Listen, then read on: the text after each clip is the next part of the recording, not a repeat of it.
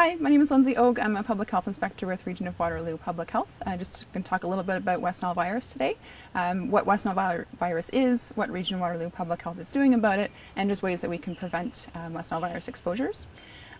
West Nile virus, it's a virus that can affect birds, mammals, humans, mosquitoes, horses, and other mammals, and it's spread through the bite of an infected female mosquito. The mosquito herself becomes infected after feeding on the blood of an infected bird, and then when it takes its next blood meal or its next bite, it can pass and transmit that virus on to whoever it is biting. Less than 1% of mosquitoes can actually transmit the virus, and only certain species are able to carry the virus. And because West Nile virus is transmitted through the bite of an infected mosquito, it's not transmitted through person-to-person contact, such as hugging, kissing, or sharing drinking glasses. So let's talk a little bit about the symptoms of West Nile virus. Symptoms vary, and most people who become infected don't actually show any symptoms or get sick. Most people who contract West Nile virus actually recover completely on their own. Those that do exhibit symptoms experience symptoms such as fever, headache, fatigue, stiff neck, muscle weakness, possibly a skin rash, very flu-like symptoms. Like I say, they usually recover on their own, and the symptoms usually will last for a few days. In rare cases, symptoms can progress to very serious illness, and that's why public health places such an importance on our mosquito surveillance program and our control methods. So I just wanted to talk a little bit about what Region of Waterloo Public Health is doing in the community. Throughout the region, we have a West Nile virus adult mosquito surveillance program that operates annually from the beginning of June through to the end of September.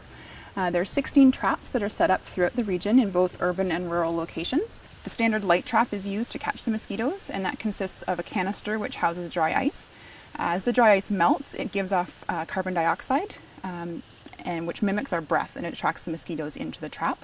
The trap itself has a vent at the top, and a hole is in the bottom to allow for the airflow and the carbon dioxide to release. Attached to the canister is a black light, as well as a fan and a mesh sock that goes over, that covers the fan. The black light also attracts mosquitoes to the trap. The mesh sock will contain the mosquitoes that are caught, and once everything is plugged in and the fan starts in motion, it will attract the mosquitoes and suck them into the sock, as well as prevent them from leaving.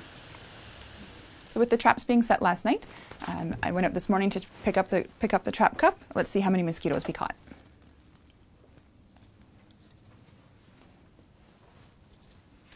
The mosquitoes that are collected in those traps, they are sent to a laboratory for identification of species and as well for the presence of West Nile virus.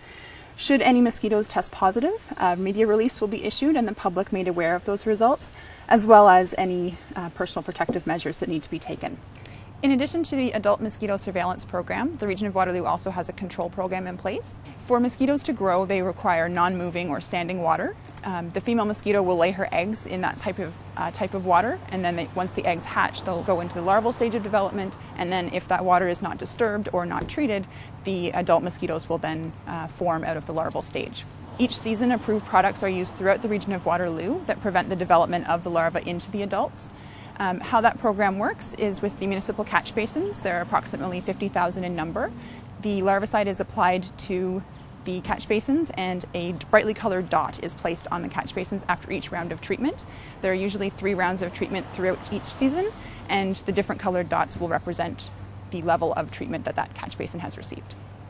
In addition to the Region of Waterloo public health control measures, there's also things you can do around your own home to prevent standing water. If you have a bird bath, empty the water and clean out the bird bath at least twice a week.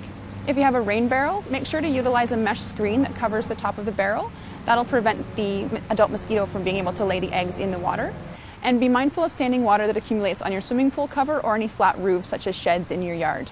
And remove that water as necessary, especially after a heavy rain. Personal protection is also paramount. Mosquitoes are most active during the dawn and dusk hours, so if you happen to be outdoors during those times, you want to make sure to wear long sleeve, light colored clothing, as mosquitoes are attracted to dark colors. You should also wear pants instead of shorts or capris, and make sure to have socks and shoes on. You can also use an insect repellent containing DEET.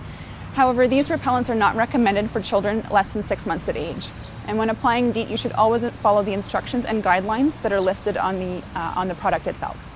Thanks so much for spending time with me. If you'd like to have more information about West Nile virus, please feel free to give us a call or visit our website.